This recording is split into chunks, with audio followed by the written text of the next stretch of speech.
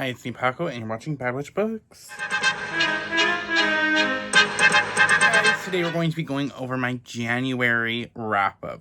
It is already the first wrap-up of the year, and we're going to get to it. So, in the month of January, I read 9 books, and we're about to go to Stats Paco, who's going to tell you all about the nerdy shit info.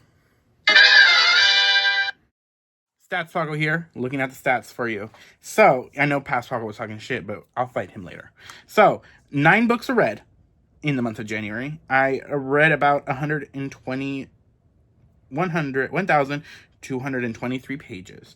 I listened to about 52 hours and 61 minutes. My average rating was about a 3.7.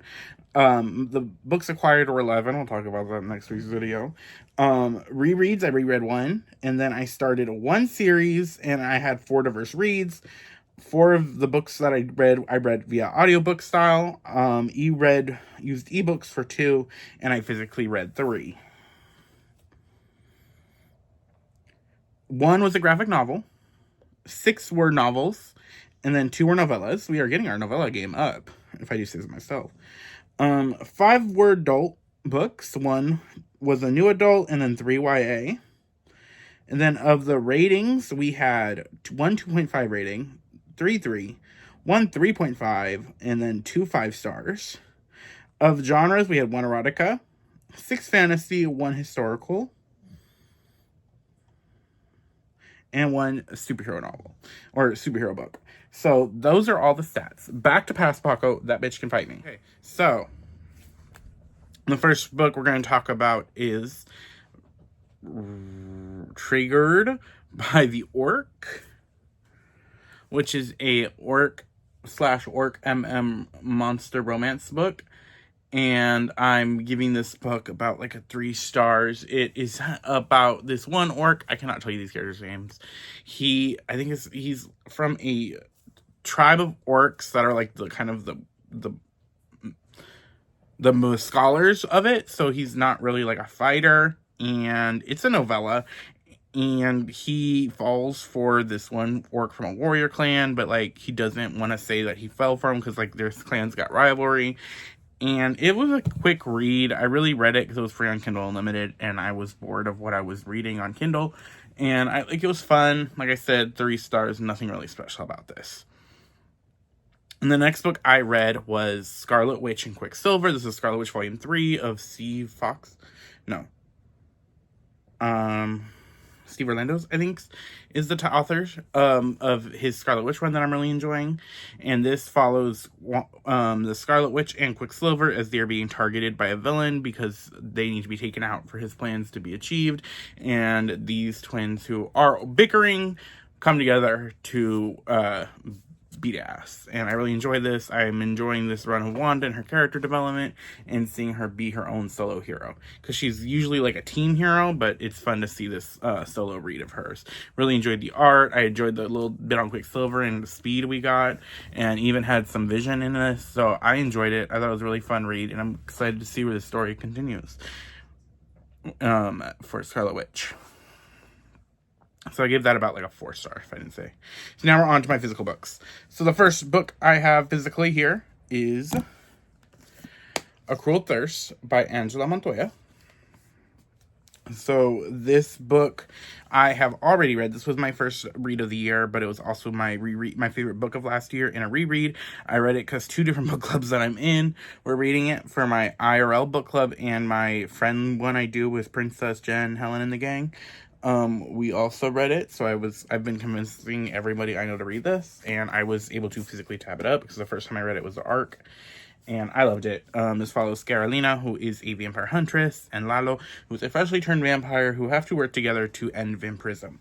And I really enjoyed this. The relationship dynamics, I relate to Carolina on a fundamental level, and I just really enjoyed this book. Like, 5 out of 5 stars. One of my favorite reads.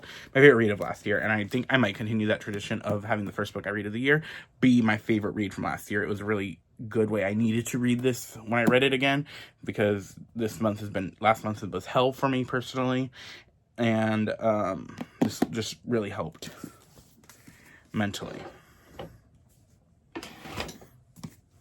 The next book I read, I listened to the audiobook for Warm Hand of a Ghost by Catherine Arden. This follows our main character, who is her name, Laura, who is a World War I nurse who's been not disbarred. She was honorably discharged from the military because she had sustained a leg injury. And while she is back home, she gets a box of her brother's things saying he's dead, but just things aren't adding up right. And she's starting to get visions that her brother isn't actually dead. And so she decides to go back to the front to find her. And this book was, I thought this book was really interesting. And I really liked the author note that Catherine Arden wrote. I just wish we got more of the supernatural stuff in it, because that was when I was really engaged. And I get why it wasn't a full, like, supernatural book, but I wasn't engaged as much as I wanted to be in this book. But I still really enjoyed it. I just didn't love it as much as, like, I love the Winter Night trilogy by the same author. But it had some queer romance in it, and it has some, like, cool, like, is it supernatural, is it not shit? And I thought it was really poetic, and the writing was beautiful. So I gave this book 3 stars. Next book I read was A Fire in the Sky. I read this because I'm trying to read all my Fairy Loot books, and this is a Fairy Loot book, so it's pretty. And this is by Sophie Jordan. This follows our main character. What is her name? Tamsin. She is the last girl for this royal family. So basically, if any of the princesses are or need to be punished, she is punished for them, because the princesses can't be harmed. Like, she is whipped for them and everything like that. And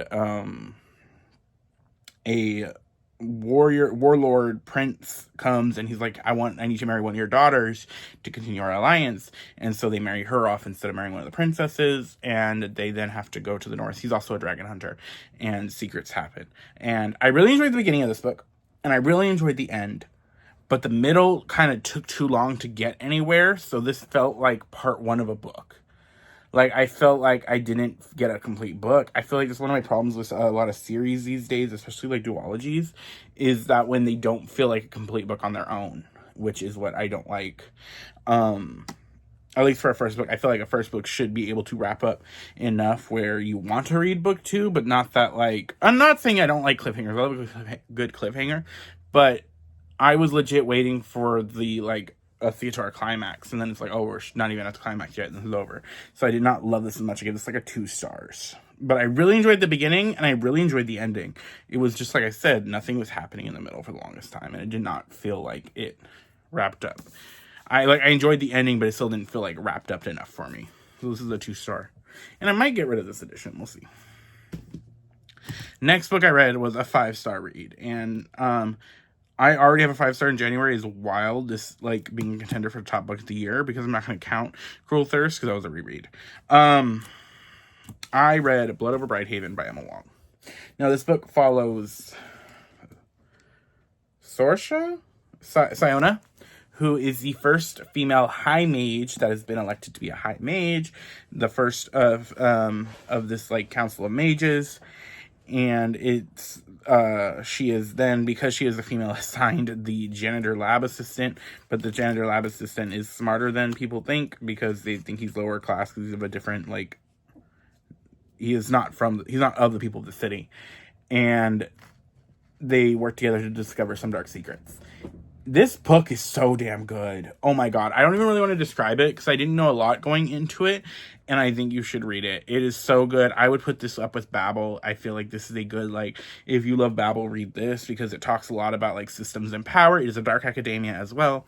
It talks about system and power, and how complicit people are in keeping these systems in power and shit like that. It's just really good. And I did finish this book the day that TikTok went dark, and that was mentally a lot. I was already feeling a rage reading this book, and then that happened, and just so I really enjoyed this book. 5 out of 5 stars. Siona was a great character. Someone said that this book legit has someone realizing intersectionality exists, and it's wild. This book was wild. High key recommend. Like, so good. 5 stars. I can't talk enough about it. But I don't want to talk enough about it, because I don't want to get into details unless you've already read it. The next book I read was Where the Dark Stands Still by A.B. Pornick.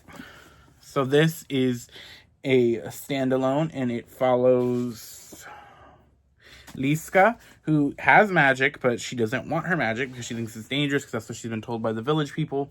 And she goes into the forest, this enchanted forest that she lives near, that is protected by this wood demon, and she goes looking for this flower that can grant wishes, and she wants to wish away her magic. There she meets the wood demon, the Leslie, and he's like, I'll make a deal with you. You could have this flower if you serve me for a year. And she's like, okay. And they end up working. She ends up like serving him as a maid, but she also like starts to like learn more about this guy and what he actually does. And I really enjoyed this book. It's got Howl's Moving Castle vibes. It's got, if you like I say this is like Winter Night trilogy vibes. This is so good. I really enjoyed this. I'm very much leaning more towards this author. It's, Polish folklore, and just so good. Like Witchwood vibes. Witch in the Woods vibes is what I might like classify a series of books as. Like, this was so good. Like 4 stars. So the next book I have was How the King of Elfheim Learned to Hate Stories by Holly Black. I was going to read Stolen Air as well, because I'm trying to knock out the books by Holly Black I have. This is a anthology that follows after the Cruel Prince, the Folk of the Air trilogy, and this is a book about King Cardin, and it talks about, it's a prequel and a sequel to that trilogy, because it takes place after and before, if that makes sense, and a little bit in of the trilogy. And you just learn more about Cardin, his childhood, his upbringing, why he does certain things, and his and like something that happens after the story. And I enjoyed this. I didn't care as much. I feel like if I was a Cardin lover, I would have eaten this up. But Cardin wasn't my favorite about the Cruel Prince trilogy, and I also haven't read the Cruel Prince trilogy since like 2019. So it was fun, but I didn't like have any love for this, so I gave it like a low 3. Whew. Okay, last book I have to talk about this month is A Shadow Crown by Melissa Blair. This book is the second book for the Halfling saga, the first book being A Broken Blade, and this follows Kiara, who is the King's Blade, and she is basically like the King's assassin, his most high-ranked royal knight, basically, more assassin, and she, shit happens. I don't want to talk, because like this talks about the first book, but this book was so good. The first book I loved, but this book was so much better. I loved our little found family. I love Kiara as the main character. She's really fun and intriguing. Like I said, if you liked Throne of Glass, but you have a weird thing about like rereading or liking that series now that Sarah J. Maas has been Sarah J. Maasing, and you want a book by a BIPOC author that's honestly might be doing it better. I haven't finished the series yet, so I can't say that yet, but might be doing it better, because like where Selena's talk, she does. That's all I'm gonna say.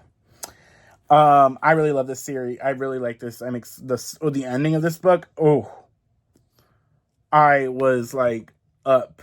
I was at work, I think, listening to the ending of this book. Like shit. Like the last like 10, 15, 20%. I was like shit. What the fuck is happening?